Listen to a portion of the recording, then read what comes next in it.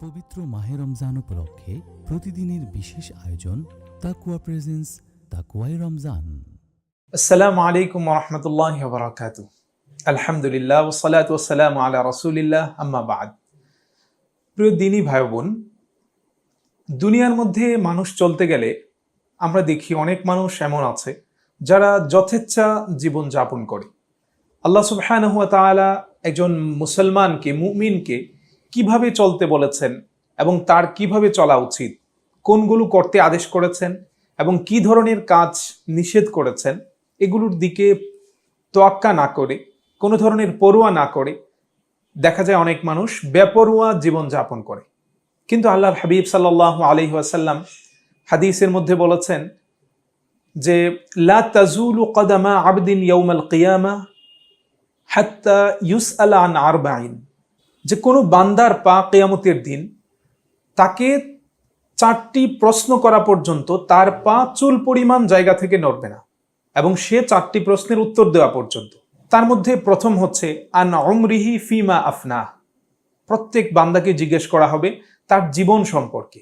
সে তার জীবন কোথায় শেষ করে দিয়েছে, নিঃশেষ করেছে, ধ্বংস করে দিয়েছে। আল্লাহ সুবহানাহু ওয়া তাআলার বাধ্য হয়ে সে তার জীবন কাটিয়েছে নাকি অবাধ্য হয়ে। প্রত্যেকটা মানুষকে এই জবাব দিয়ে কিয়ামতের দিন তার জায়গা থেকে নড়তে হবে। 2 নম্বর, আল্লাহ সুবহানাহু ওয়া তাআলা যে প্রশ্নটা করবেন ওয়ান শাবাবিহি ফিমা আবলা, প্রত্যেক মানুষকে তার যৌবন সম্পর্কে জিজ্ঞেস করা হবে যে সে তার যৌবনটা কোথায় কাটিয়ে দিয়েছে।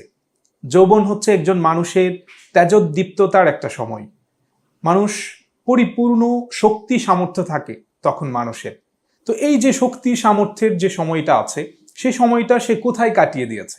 সে কি তখন শক্তি সামর্থ্য থাকা সত্ত্বেও সে কি আল্লাহ সুবহানাহু ওয়া তাআলার ইবাদত করেছে, নাকি সে আল্লাহ সুবহানাহু ওয়া তাআলার নাফরমানি করেছে? কারণ যৌবন এটা অত্যন্ত গুরুত্বপূর্ণ একটা সময়। আল্লাহর হাবিব সাল্লাল্লাহু আলাইহি ওয়াসাল্লাম পুরো জীবনের কথা বলে আবার যৌবনটাকে আলাদাভাবে বলেছেন, কারণ যৌবনটা একটা বিশেষ সময়। একটা মানুষ তখন যা ইচ্ছে করতে পারে। ইচ্ছে করলে যেমন সে আল্লাহ সুবহানাহু ওয়া তাআলার অনেক বেশি ইবাদত করতে পারে, অপরদিকে সে অনেক বেশি পরিমাণে গুনাহ করতে পারে। তাই প্রত্যেকটা মানুষকে জিজ্ঞেস করা হবে যে তার যৌবনটা কিসে সে ক্ষয় করে দিয়েছে, শেষ করে দিয়েছে। 3 নম্বর হচ্ছে ওয়ান মালিহি মিন আইনা ইকতাসাবাহু ওয়া ফিমা আনফাকাহু, যে তার মাল সম্পর্কে, সে তার মাল কোথায় থেকে উপার্জন করেছে এবং সে কোথায় তার মাল খরচ করেছে। এখানে 2টা বিষয়। একটা হচ্ছে সে কোত্থেকে তার মাল উপার্জন করেছে। আমরা এখন দেখি মানুষ টাকা পয়সার আধিক্যের পিছনে পড়ে। বর্তমান সময়, পুঁজিবাদের এই সময়ে মানুষের একটা মাইন্ড সেট আপ এমন হয়ে গেছে যে আমার প্রচুর পরিমাণে টাকা ইনকাম করা লাগবে। তো ইনকাম করতে গিয়ে মানুষ হারাম এবং হালাল 2টার মধ্যে পার্থক্য করেন। সে যে কোনো উপায়ে তার একটা ইচ্ছা থাকে যে আমি শুধু টাকা উপার্জন করতে থাকব। না প্রিয় ভাই, একজন মুমিন হিসেবে আমাদের উপার্জনের পূর্বে ভাবতে হবে যে এটা কি আমার হালাল পন্থায় হচ্ছে নাকি হারামে আমি জড়িয়ে যাচ্ছি। তো প্রত্যেকটা মানুষকে এটা জিজ্ঞেস করা হবে যে সে তার সম্পদ কোত্থেকে উপার্জন করেছে, এবং 2 নম্বর যে বিষয়টা এটার মধ্যে যে কোথায় সে খরচ করেছে। আমরা অনেক সময় দেখি অনেক ধনী মানুষ, টাকা পয়সা আল্লাহ সুবহানাহু ওয়া তাআলা অনেক দিয়েছে, তো তাকে দেখা যায় সে অন্যায় পথে টাকা পয়সা খরচ করছে, গুনাহের পথে খরচ করছে। তো এই বিষয়গুলোর জবাব দিতে হবে। তো আমাদেরকে ভেবে চিন্তে উপার্জন করতে হবে এবং আল্লাহ সুবহানাহু ওয়া তাআলার সন্তুষ্টির লক্ষ্যে ব্যয় করতে হবে। 4 নম্বর হচ্ছে ওয়ান ইলমিহি মাযা আমিলা ফি, প্রত্যেক ব্যক্তিকে তার জ্ঞান সম্পর্কে, তার জানার পরিধি সম্পর্কে জিজ্ঞেস করা হবে যে সে তার জানা অনুযায়ী, তার জ্ঞান অনুযায়ী সে কতটুকু আমল করেছে। আমরা অনেক সময় মনে করি যখনই আমাদের জানার বিষয়টা আসে, ইলমের বিষয়টা আসে এবং দ্বীনের সাথে সম্পৃক্ত হয়, তখন আমরা মনে করি যে আমরা অনেক কিছুই জানি না, আমরা হয়তো এই দিকে পার পেয়ে যাব। আমাদের একটা ধারণা হচ্ছে যে যা জানার তা মনে হয় আলেমরাই জানেন, আমরা সাধারণ মানুষ যারা আছি আমরা মনে হয় অনেক কিছু জানি না।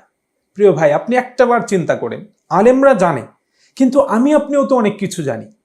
যেমন নামাজ আমার উপর ফরজ, এটা আমি জানি, কিন্তু আমি মনে করছি এটা ছেড়ে দিচ্ছে, আমার মনে হয় গুনাহ হচ্ছে না, আমি জানি না। না, এমন অনেক বিধান আছে, মিথ্যা বলা গুনাহের কাজ, এটা আমি জানি, এরপরও আমি এটাতে জড়িয়ে যাচ্ছি। হারাম খাওয়া, সুদ খাওয়া অথবা ঘুষ খাওয়া এগুলো হারাম, কিন্তু এরপরে আমি এগুলোতে জড়িয়ে যাচ্ছি। একজনের উপর জুলুম করা এটা অন্যায়, এরপরেও আমি জড়িয়ে যাচ্ছি। আমি ভাবছি, আমাদের ধারণা যে আমি মনে হয় অনেক কিছুই জানি না।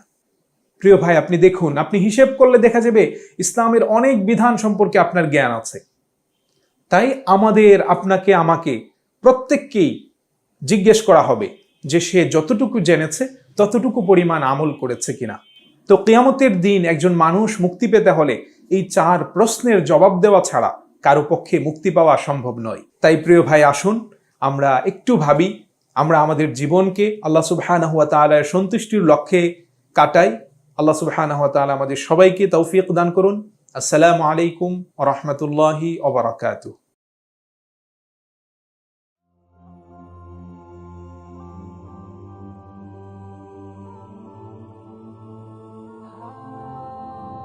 La la la la la.